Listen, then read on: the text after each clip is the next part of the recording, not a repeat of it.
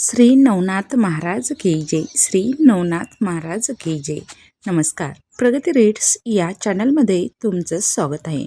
आज आपण श्री नवनाथ भक्तिसार या ग्रंथातील अध्याय 14चा सविस्तर मराठी अर्थ ऐकणार आहोत. या आधीच्याही अध्यायाचे मराठी अर्थाचे व्हिडिओ तसेच इतर ग्रंथाचेही ओव्यासहित पारायण वाचन मराठी अर्थाचे व्हिडिओ आपल्या चॅनलवर टाकलेले आहेत. तर चॅनलला व्हिजिट देऊन नक्कीच पाहून घ्या आणि आपल्या चॅनलवर नवीन असाल तर प्लीज चॅनलला सबस्क्राईब नक्की करा. चला सुरू करूयात. अध्याय 14 मध्ये नवनाथ भक्तिसार आपल्याला या ग्रंथात दाखवतात की भक्तीचा मार्ग फक्त निर्विकार ऐकण्याचा नाही तर नियम, दृढ श्रद्धा, गुरुस्मरण आणि संयमाने साधना करण्याचा आहे.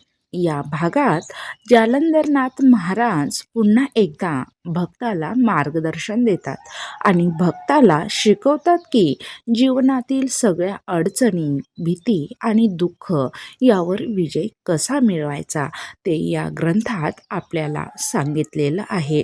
कारण प्रत्येकालाच दुःख असतं, पण त्यावर कसा विजय मिळवायचा ते या अध्यायात समजावून सांगितलेलं आहे. पुढे पाहूया भक्ताचा पाया म्हणजेच मनाची शांती. अध्याय 14 मध्ये मुख्य मुद्दा असा सांगितला आहे की मन हा शांतीचा पाया आहे. जेव्हा मन निरपेक्ष, शुद्ध, शांत आणि लक्ष केंद्रित स्थितीत असते तेव्हाच भक्ती पूर्ण मिळवता येते किंवा मिळते. मनात सतत चिंता, द्वेष, मोह आणि भीती राहिल्यास साधना ती भक्ती परिणामकारक होत नाही आणि त्याची कृपा मिळत नाही. जालंधरनाथ महाराज म्हणतात की भक्ताने स्वतःमध्ये एक प्रकारचा मानसिक संयम निर्माण केला पाहिजे. हेच साधनाचे मुख्य आधारस्थान आहे. पुढे पाहूयात गुरुस्मरण म्हणजेच आत्मिक दृढता. या अध्यायात गुरुस्मरणावर भर खूप जोरात सांगितला आहे. गुरु हा केवळ मार्गदर्शक नाही तर भक्ताचा वास्तविक आधार असतो. गुरुस्मरणामुळे मन शांत होते, भक्ती दृढ होते, भीतीचा नाश होतो आणि मेन म्हणजे आत्मविश्वास वाढतो. प्रत्येक संकटाला सामोरे जाण्याचे मनोबल आपल्यात निर्माण होतं.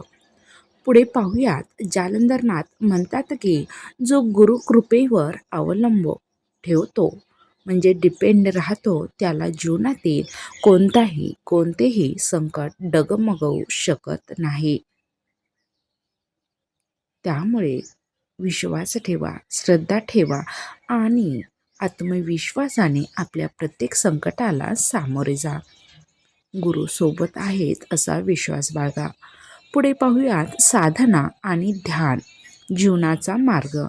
अध्याय 14 मध्ये कदाचित जे सगळ्यात महत्त्वाचे शिकवले आहे ते म्हणजे रोज ध्यान करणे, नामस्मरण करणे, गुरुचे उपदेश मनात ठेवणे, सत्संग करणे. या सर्व साधनांनी मन निर्मळ होते.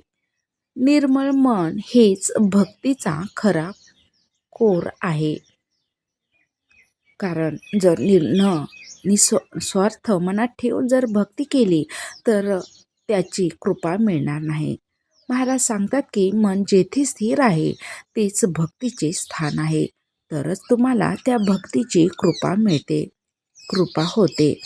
पुढे पाहूयात भीती आणि मोहावर विजय.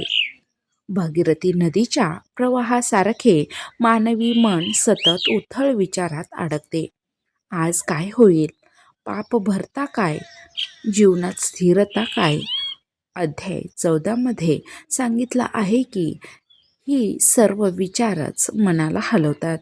कारण आपलं मन हे चंचल असतं आणि सतत विचार मनात येत असतात. भक्तीचा प्रवास हा भीती, मोह आणि द्वेष या त्रिकुटावर विजय मिळवण्याचा प्रवास आहे. पुढे पाहूयात आध्यात्मिक उन्नतीची साखळी. या अध्यायात एक महत्त्वाचा भाग असा सांगितला आहे की गुरु, ध्यान, नामस्मरण, निस्वार्थ ठेवा. या साखळीत भक्त आत्मिक उन्नती साधू शकतो.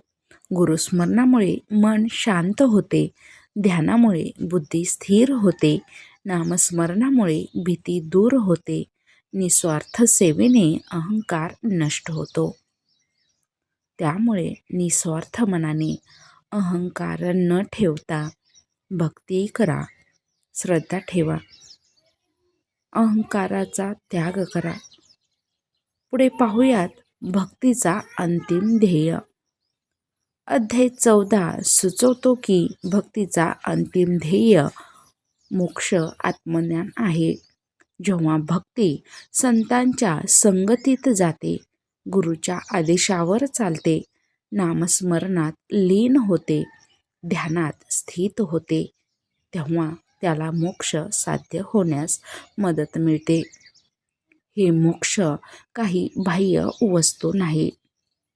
हे म्हणजे अंतःकरणाचा शुद्ध, मुक्त आणि अनास्थित अवस्थेचा अनुभव आहे. त्यामुळे मूर्तीपूजा विधी करण्यापेक्षा म्हणजे फक्त ते केलं तर तुम्हाला गुरूंची कृपा लाभेल असं नाही.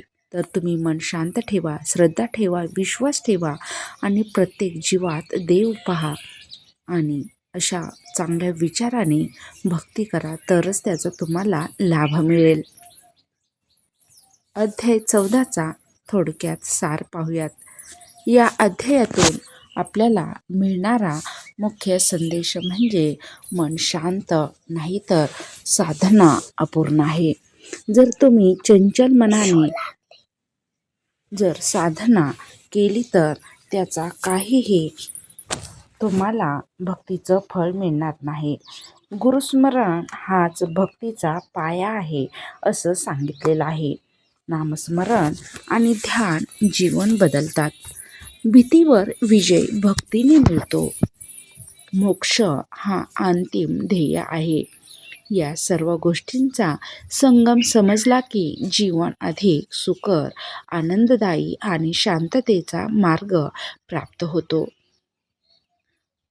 अध्याय 14चा म्हणजे या अध्यायात सांगितलं आहे की मन शांत करा, गुरुस्मरण करा, दैनंदिन ध्यान करा, नामस्मरण करा आणि भीती, मोह आणि द्वेषावर तुमचा विजय मिळवा, तर जीवन सुखकर होऊ शकतो.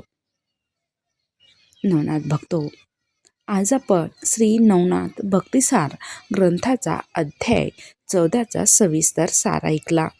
या अध्यायातून आपल्याला समजते की मनाची शांती, गुरुस्मरण, ध्यान आणि नामस्मरण हेच भक्तीचे खरे आधार आहेत. जीवनात कितीही संकटे आली तरी जर आपण गुरुवर श्रद्धा ठेवली आणि सातत्याने साधना केली तर भीती, मोह आणि चिंता दूर होतात आणि मनाला स्थैर्य मिळते.